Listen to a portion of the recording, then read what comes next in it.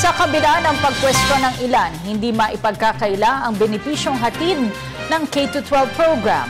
Patunay dito ang ilang mga mahihirap na kabataan na mas nahasa ang kakayahan sa pamamagitan ng technical vocational courses na makatutulong para sa kanilang paghahanap ng trabaho dito at sa ibang.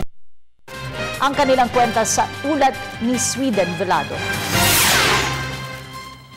Taong 2012 nang simulan ng Department of Education ang pilot testing ng senior high school sa bansa upang matasa ang bisa ng pagdaragdag ng grade 11 at 12 o senior high school ng programang K-12.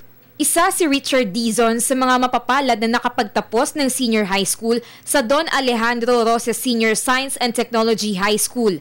Dito kinuha at natapos niya ang technical vocational course na automotive servicing. Sa edad na 18 taong gulang, si Richard na ang namamahala ng isa sa mga ng kanyang pamilya. Kaya naman, ganun na lang ang tuwa ng amang si Ruwen. Kung walang textbook, what if sabihin natin kulang tayo sa pera, hindi tayo makapasok ng college. Andyan yung textbook para makatulong sa atin. Kaya proud ako kasi nakagraduate ako dun sa course na automotive. Then ngayon nakakatulong na ako sa pamilya ko. Ngayon ginagawa ko pagkatas nung sa senior high school, nag-handle na ako ng business namin yun sa kabilang branch, yun sa Montalban, Bongbaron. Then, meron na akong taong inawakan, 3 na mas matatanda sa akin. Pagbibigay diin ni DepEd Assistant Jesus Mateo, bukod sa oportunidad na makapasok sa trabaho at paghahanda sa kolehiyo, nais din nilang matuto ang senior high school students kung paano magpatakbo ng negosyo.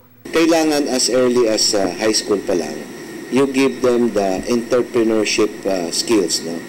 Para nang sa ganon, pagka-graduate nila, let's say ng college, kung nag-pursue sila ng kung ano mang course nila, pwede silang magtayo ng sarili nilang negosyo. Ayon kay Dr. Eladio Escolano, maswerte ang kanilang senior high school graduates dahil ang nakuha nilang national certificate mula TESDA ay ng mga kumpanya sa loob at labas ng bansa. Dagdag niya, napapanahon na para iangat natin ang kalidad ng edukasyon sa Pilipinas. Ito na yung right timing. Nagsimula ng ASEAN integration. At kung talaga natin gusto nang ibigyan ng i-equip yung ating mga estudyante at ating worker, this is the right time and this is the right curriculum.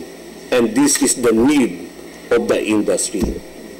Technical vocational courses. Mensahe ni Mang Ruwen sa mga kagaya niyang magulang na duda pa rin sa programang K-12, maging bukas sa pagbabago para sa ikauunlad ng buhay ng kanilang mga anak at ekonomiya. Para sa Telebisyon ng Bayan, ako si Sweden Velado.